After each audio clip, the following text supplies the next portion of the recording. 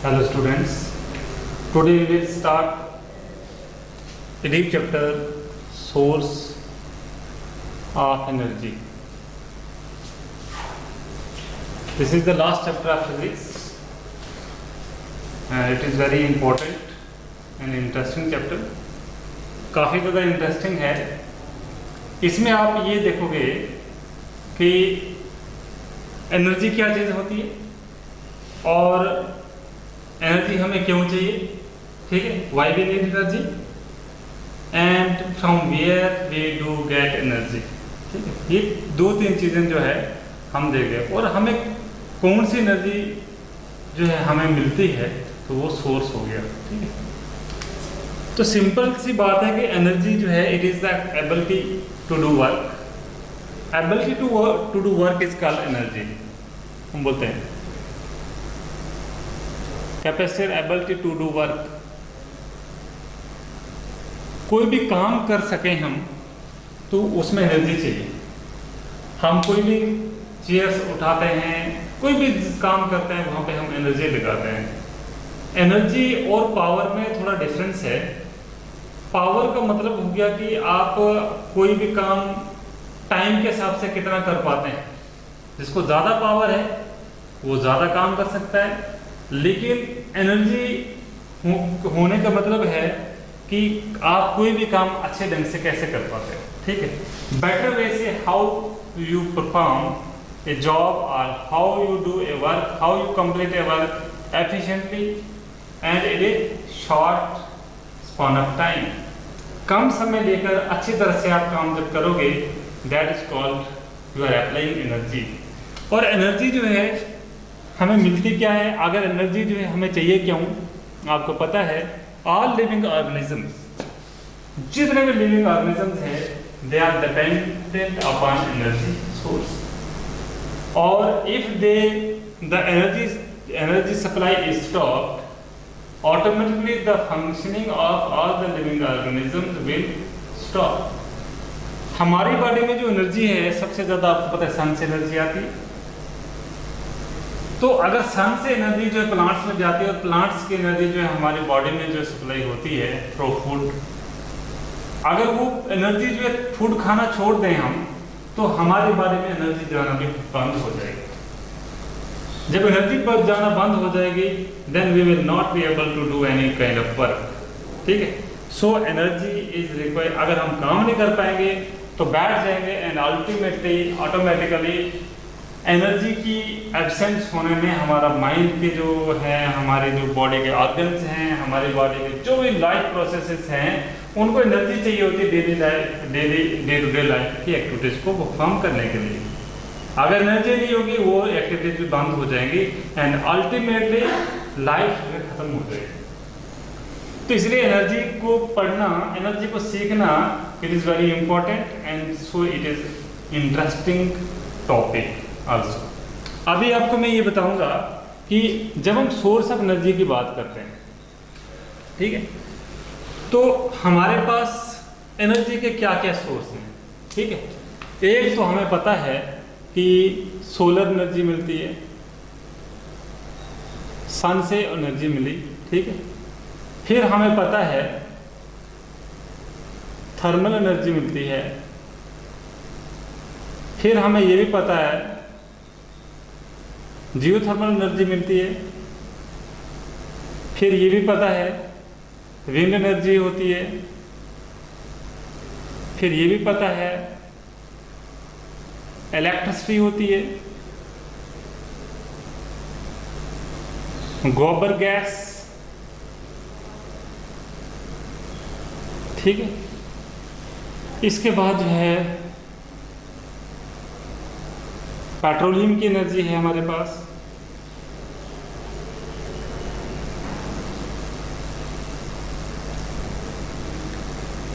Tidal energy है. Tidal energy जो हम बोलेंगे वेव एनर्जी जो है हमारे पास है. तो हमारे पास बहुत सारे एनर्जी के सोर्स जो है वहाँ पे हमारे पास होते हैं. तो ये जो एनर्जी है, अगर हम इस सभी को एनर्जी को देखे जाए कि the sources of energy can be renewable,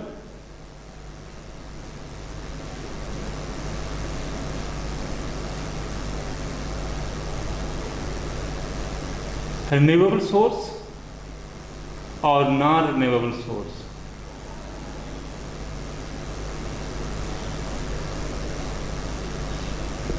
renewable source of energy हो सकती है और non renewable source of energy भी हो सकती है। तो रिन्यूएबल सोर्स की बात जब हम करेंगे, वो कौन से सोर्स हुए? These are the sources which can be renewed if exhausted. ठीक है, दोबारा रिप्लेनिश हो जाते हैं, जैसे हम यूज करें वो फिर से बन सकते हैं, बिकॉज या तो ऐसा हो कि दोबारा बन जाए, या तो ऐसा हो कि they are in plenty amount on earth and so they can not be exhausted if used. अगर ह्यूमन बीइंग उनको यूज करेगा वो कभी खत्म नहीं हो सकता। जैसे पानी की बात करूंगा मैं, हम कभी पानी को जमीन से खत्म नहीं कर सकते, बिकॉज ये बहुत ज्यादा क्वांटिटी में है। इसी तरह से हवा को भी हम जो है वो खत्म नहीं कर सकेंगे, लेकिन ये है कि हवा को पोल्यूट करेंगे तो वो हमारे जो है काबल नहीं रहेगी। इसी तरह से अगर पानी को हम पोल्यूट करेंगे तो पानी को खत्म तो नहीं कर सकेंगे, लेकिन पानी यूजेबल फॉर्म में नहीं होगा तो समझो हमारे यूज करनी है, तो इसका मतलब वो उल्टी बीमारियां पैदा करेगा। तो इसलिए हमें उसका पोल्यूशन को रोकना है। लेकिन कुछ रिसोर्सेज जो है, कुछ सोर्सेज जो है, जैसे देखिए रिन्यूएबल में क्या आएगा, सोलर एनर्जी हमारे पास बहुत ज़्यादा है। सूरज काफ़ी टाइम, अभी बहुत जो है मिलियंस ईयर तक जो है वो ये बोला जाता है कि एक दिन तो सूरज का ब्लैक हो जाएगा, लेकिन ये बोला जाता है कि मिलियंस ऑफ ईयर तक जो है अभी सन की लाइट जो है वो चलती रहेगी, एंड इसलिए हमें जो है वो वरी करने की जरूरत नहीं है। ये रिन्यूएबल सोर्स है, या इसको बोलते हैं इनएग्जॉस्टेबल सोर्स। इस तरह से थर्मल एनर्जी जो है ये हमारे पास भी रिन्यूएबल सोर्स है, लेकिन इसमें थर्मल एनर्जी में हम क्या करते हैं, थर्मल एनर्जी को निकालने के लिए स्टीम से एनर्जी निकाली जाती है, और स्टीम से एनर्जी, स्टीम बनाने के लिए हम कोयला यूज करते हैं। तो जो कोल है ना, वो जो है हमारे पास एग्जॉस्टेबल है, इसलिए हम इसको नहीं बोलेंगे कि ये बहुत ज़्यादा कन्वीनियंट सोर्स ऑफ जो है एनर्जी, कन्वेंशनल सोर्स नहीं बोलेंगे इसको। जियोथर्मल एनर्जी जो है हमारे अर्थ की हीट से, ये भी बहुत ज़्यादा हीट है। अर्थ की हीट जो है मेंटल में है, मेंटल के अंदर कोर है, मेंटल में जो मग्मा है वहाँ पे बहुत ज़्यादा हीट प्रोड्यूस होती है, और वहाँ से आगे क्रस्ट में, तो हम वहाँ पे जो हीट है, जो हमारे ज़मीन के क्रस्ट के नीचे जो पानी है, वो पानी जो हीट से बॉयल होता है और उसकी स्टीम बनती है, तो उस एनर्जी को भी हम जो है जियोथर्मल एनर्जी जो है हम यूज़ कर सकते हैं। जियो का मतलब होता है अर्थ की जो हीट की वजह से जो एनर्जी हम निकालते हैं, तो उसमें हमें विंड एनर्जी, तो आपको पता है कि विंड एनर्जी भी हमारे पास एग्जॉस्टेबल जो है वो नहीं है, बिकॉज विंड एनर्जी जो है जिस एरिया में विंड चलती है तो वो कंटिन्यूसली चलती है। विंड का चलना जो है वो डिपेंड करता है ज़मीन और चांद के रोटेशन से। समुद्र के आसपास जो है वो ज़्यादा विंड होती है, टेम्परेचर डिफरेंसेस जो है होने के ज़्यादा चांसेस होते हैं, तो वहाँ पे विंड क्रिएट होती है। विंड भी हमारा इनएग्जॉस्टेबल है, रिन्यूएबल सोर्स है, लेकिन ये इसमें देखना पड़ेगा कि विंड जो है आपको पता है कि ये कोई कंटिन्यूसली नहीं चलती है, कभी इसकी स्पीड ज़्यादा होती है, कभी कम होती है, और इसकी एडिक्वेट स्पीड चाहिए हमें उसकी एनर्जी को प्रोडक्शन के लिए। तो विंड की कोई हम उतना कन्वीनियंट सोर्स ऑफ एनर्जी नहीं बोलेंगे, लेकिन हमारे पास एक सोर्स है जो हम ख़त्म नहीं होगा, ये यूजेबल है। इलेक्ट्रिसिटी की बात करेंगे, इलेक्ट्रिसिटी तो सबको पता है कि हमारी जो इलेक्ट्रिसिटी है हाइड्रो इलेक्ट्रिसिटी हम बोलेंगे, तो पानी से जो है बिजली पैदा होती है, तो that is called hydro electricity. And electricity जो यूज़ हमारे पास जो है हमारा काफ़ी ज़्यादा पोटेंशियल है, हमारे इंडिया में भी जो है जो नॉर्दर्न स्टेट्स है, तो ईस्टर्न स्टेट्स में भी तो बहुत ज़्यादा पोटेंशियल है इलेक्ट्रिसिटी, हाइड्रो इलेक्ट्रिसिटी हम जनरेट कर सकते हैं। इसमें पानी को क्या किया जाता है, पानी को कूल किया जाता है, और पानी को कूल करने से जो है वो डैम की फॉर्म में बनता है, और उसको ग्रेविटी पे जो है उसको ढाला जाता है, तो वो उसका जो प्रेशर बनता है वो टर्बाइन रोटेट करता है। टर्बाइन रोटेट होगा तो ऑटोमेटिकली आगे जो है वो, जिस तरह मैंने जनरेटर में बोला था, अगर टर्बाइन रोटेट हो गई तो आगे वो जाके इलेक्ट्रिसिटी जो है वो प्रोडक्शन होती है। गोबर गैस जो है आपको पता है कि जो वेस्ट है, जो डंग है, हम बोलते हैं गाय भैंस का जो गोबर होता है उसको डंग कहते हैं, तो उसको अगर हम एनारोबिकली डिकम्पोजिशन करेंगे तो वहाँ से हमें एनर्जी मिल सकती है। पेट्रोलियम की बात करेंगे तो पेट्रोलियम की हम बोलते हैं कि पेट्रा का मतलब होता है रॉक्स, और ऑयलिन के मतलब होता है ऑयल। तो रॉक से जो हमें ऑयल मिलता है हम इसको पेट्रोलियम बोलते हैं। पेट्रोलियम जो है वो हमारी ज़मीन के अंदर जो है वो लिमिटेड अमाउंट में है, उनके रिजर्वर्स जो है लिमिटेड जगह पे हैं, और उनकी जो क्वांटिटी है वो उतनी ज़्यादा नहीं है कि हम जो है पूरी जो है हज़ारों लाखों साल तक यूज़ करते जाएं और ख़त्म ना हो। इसलिए पेट्रोलियम जो है एग्जॉस्टिबल सोर्स, ये नॉन रिन्यूएबल है, because the petroleum takes thousands of years for its formation, but its consumption is very fast and hence it is called exhaustible source energy. इसको एग्जॉस्टिबल सोर्स कहते हैं because इसकी replenishment जो है वो short span of time में नहीं होती है, बिकॉज स्लो जो है gradual decomposition under high temperature जो है ऑर्गेनिक मैटर का होता है, और वहाँ पे फिर वो पेट्रोलियम में चेंज होता है। ये थाउजेंड्स ऑफ ईयर पहले जो है कहीं वो चेंजिंग आई होगी, या ज़मीन के नीचे कुछ चीज़ें दब गई होंगी, जैसे बहुत बड़ा फॉरेस्ट दब गया होगा तो वहाँ कोयला बन गया होगा। अगर बहुत सारे एनिमल्स वगैरह जो प्लांट्स दब गए होंगे तो वहाँ पे उनका पेट्रोलियम बन गया होगा।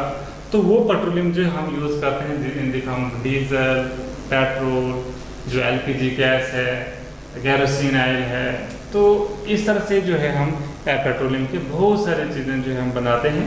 रिफाइनिंग के जरिए इसको जो है वो हम एक्सट्रैक्शन करते हैं। वहाँ पे इसकी जो है फ्रैक्शन डिस्टिलेशन जो है हम बोलते हैं, फ्रैक्शनल हिसाब से इसको करा जाता है, सेपरेट किया जाता है। बहुत यूज़फुल प्रोडक्ट है, बहुत अच्छा प्रोडक्ट है, बहुत अच्छा सोर्स ऑफ एनर्जी है, लेकिन अनफॉर्चुनेट हैं हम, क्योंकि इनका जो है इनके दो जो है प्रॉब्लम है इस एनर्जी से।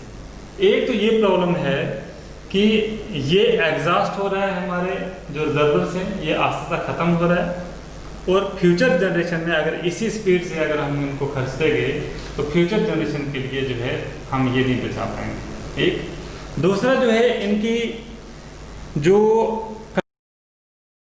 सोर्स ऑफ एनर्जी, ठीक है। तो अल्टरनेट गोबर गैस से हमें करना चाहिए। गोबर गैस जो बहुत अच्छी चीज़ है, अगर जो जिसके घर में जो है केटल्स हैं वगैरह रखे हुए हैं तो वो अपना घर के साथ में छोटा सा गोबर गैस प्लांट जो है कम इन्वेस्टमेंट करके वो बना सकता है। उससे उसके बल्ब भी चलेंगे, उसके घर के खाना शाना वगैरह बन जाएगा।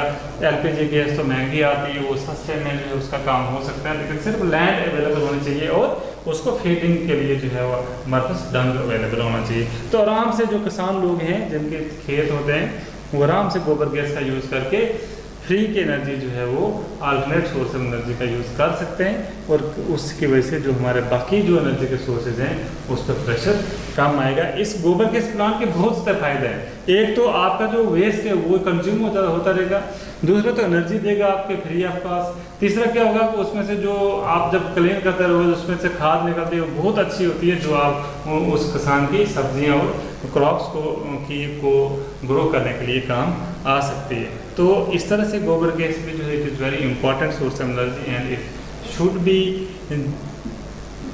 प्लांटेड, जो है हम बोलते हैं it should be planted near by the house of the farmers so that. और इस पर गवर्नमेंट सब्सिडी भी देती है, अगर कोई बनाना चाहे तो सब्सिडी भी देती है चीज़ों को जो है इंकरेज करने के लिए, अल्टरनेट सोर्स ऑफ एनर्जी के लिए गवर्नमेंट जो है इस पर सब्सिडी भी देती है, तो हमें इसको बनाना चाहिए, ठीक है। लास्ट में न्यूक्लियर एनर्जी का मैं बताऊँगा। न्यूक्लियर एनर्जी जो है न्यूक्लियर फिशन से बनती है। न्यूक्लियर फिशन एक ऐसा है कि जब क्रिटिकल मास आपका बढ़ जाएगा उसके बाद वो जो क्रिटिकल मास इकट्ठा होने से वो बम्बार्डमेंट होती है, और बम्बार्डमेंट से जो आयन्स निकलते हैं वो उस न्यूट्रॉन्स निकलते हैं। न्यूट्रॉन्स जो है वो मतलब कि मास कन्वर्ट एनर्जी में हो जाता है। तो एटम बम जो है इसी एनर्जी की एक एटम बम एक एग्जांपल दूंगा, आपको पता है जहाँ पे ब्लास्ट होगा कितना जो वो नुकसान करता है। तो इसी तरह से वहाँ पे एक न्यूक्लियर रिएक्टर रखा जाता है, न्यूक्लियर रिएक्टर से जो है उसको कंट्रोल किया जाता है कि ज़्यादा न्यूट्रॉन नहीं पैदा हो, तो हम उसको कंट्रोलेबल रिएक्शन भी बना सकते हैं, अदरवाइज ये चैन रिएक्शन करता है, ठीक है।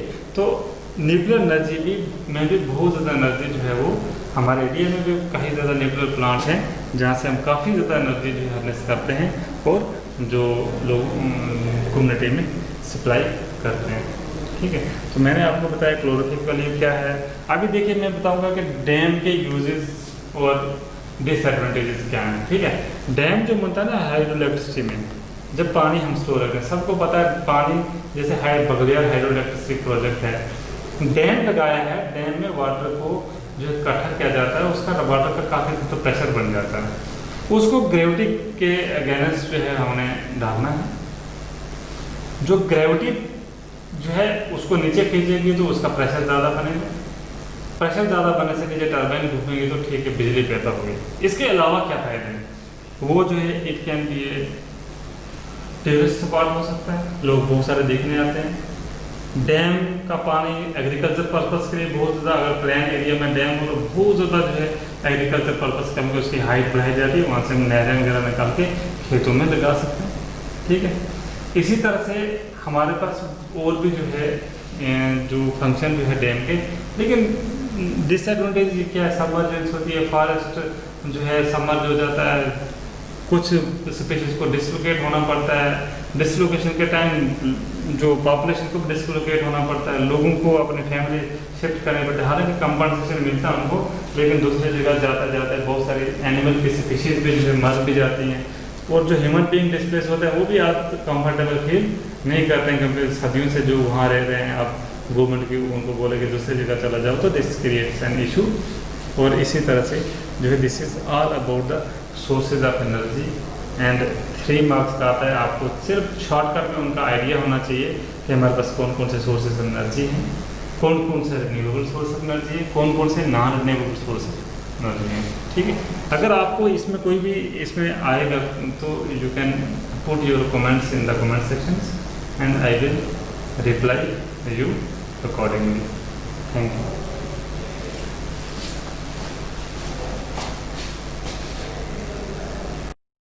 कंजप्शन से हार्मफुल गैसेज जो प्रोड्यूस होती हैं, and these harmful gases are very harmful जो है, are very bad for our environment, and these creates greenhouse effect and eventually cause global warming.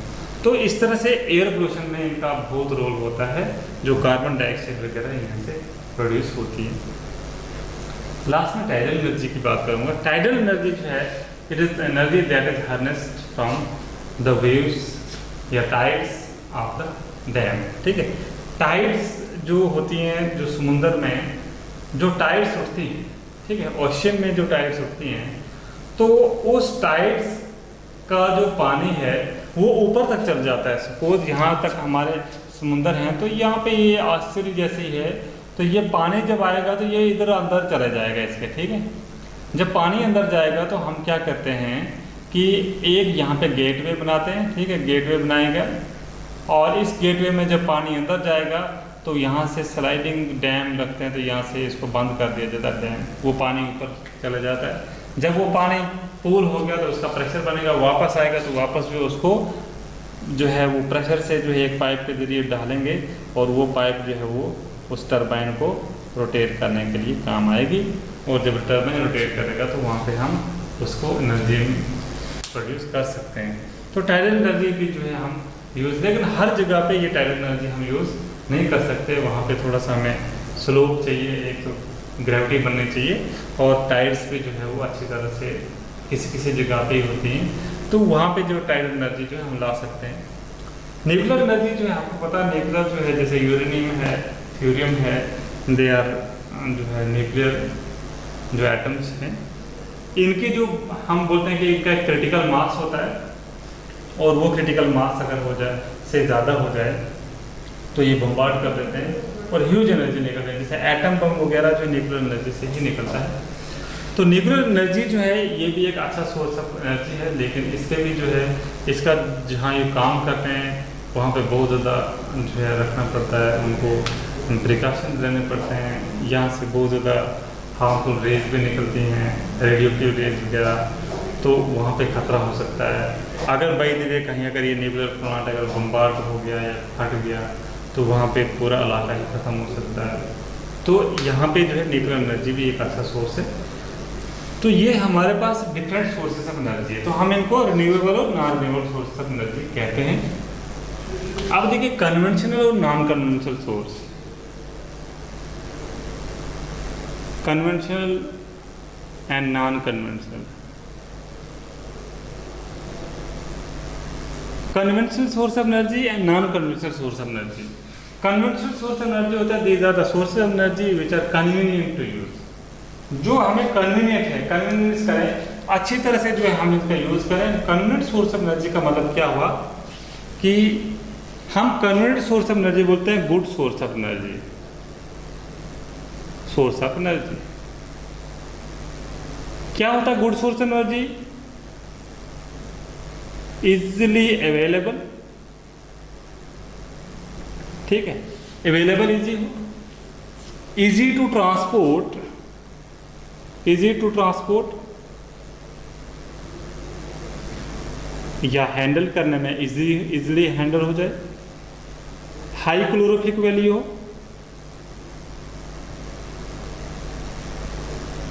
Calorific value अगर उसकी ज़्यादा होगी तो तब भी हम जो है ऐसा कर सकते हैं। फिर हम इसको ये कर सकते हैं कि गुड सोर्स ऑफ एनर्जी में easy to transport and handle, high calorific value है इसकी, low ignition temperature, low ignition temperature, temperature जो है इग्निशन का काम हो इसमें, ठीक है। इग्निशन का मतलब होता है कि it is the lowest temperature at which substance catches fire. अगर जल्दी उसको आग लग जाए तो हमें, जैसे वुड है, आपको पता है लकड़ियाँ जो है पहले जलाते थे तो गांव में, तो उनको फिर आग लगाने में टाइम लग जाता था। आग लगाना है, तीरियाँ माचिस भी खर्च हो जाते थे। लेकिन आपको पता है कि जो एलपीजी गैस जो है, आपको पता है कि जो उजाला योजना के तहत जो है सभी गरीब लोगों को मिला है, तो आप एक लाइटर से तो बस एक चिंगारी जाएगी तो जल जाएगा। जलने के बाद जो है वो जो है डोंट प्रोड्यूस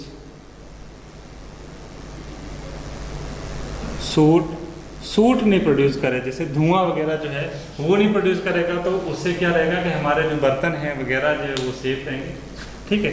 तो इसलिए सूट वगैरह जो इससे प्रोड्यूस ना हो तो वो भी हमारा गुड सोर्स ऑफ एनर्जी है।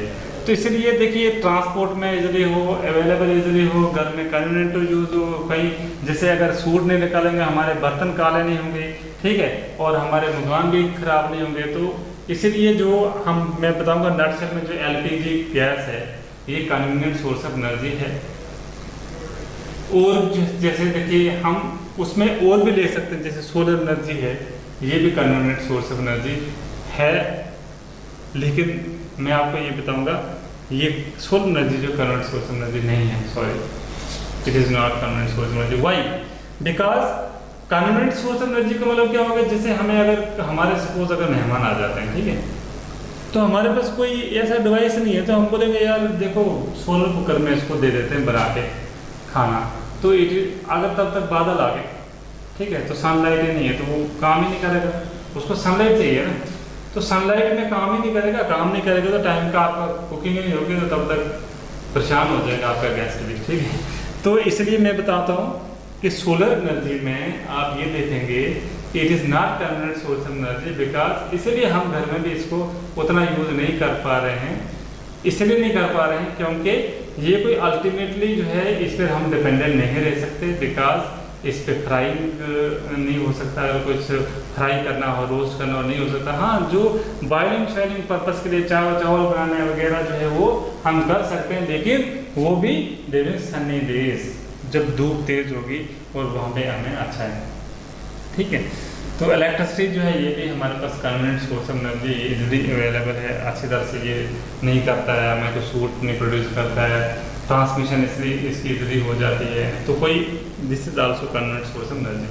अब देखिए यहाँ पे मैं बताऊँगा alternate, what do you understand by the alternate source of energy.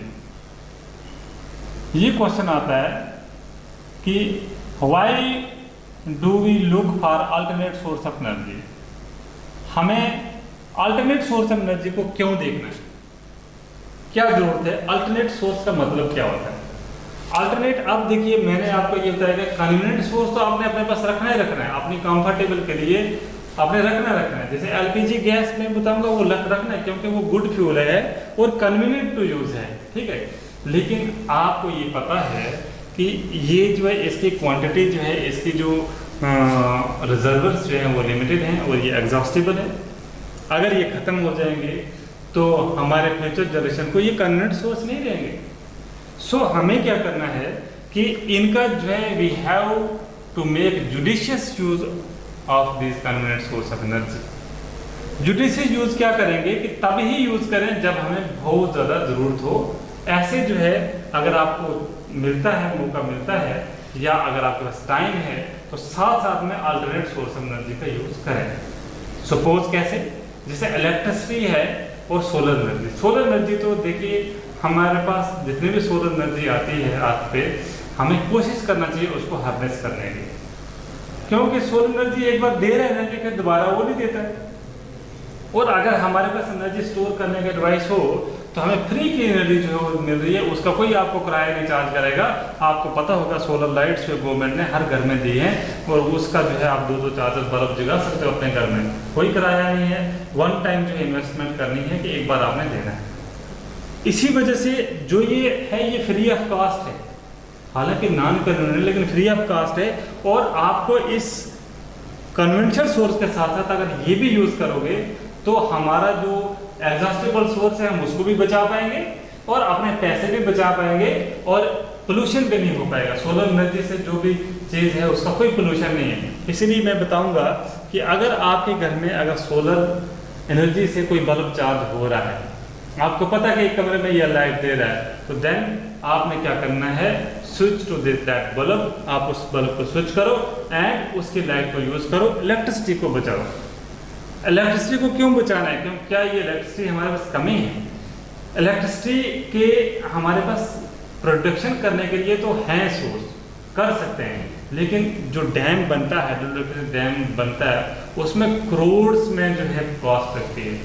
Crore में कॉस्ट लगने के बाद बहुत सारे घर डिस्प्लेस हो जाते हैं, इन्वायरमेंट की डिस्ट्रक्शन होती है, तो बहुत ज़्यादा इश्यूज हैं इलेक्ट्रिसिटी को।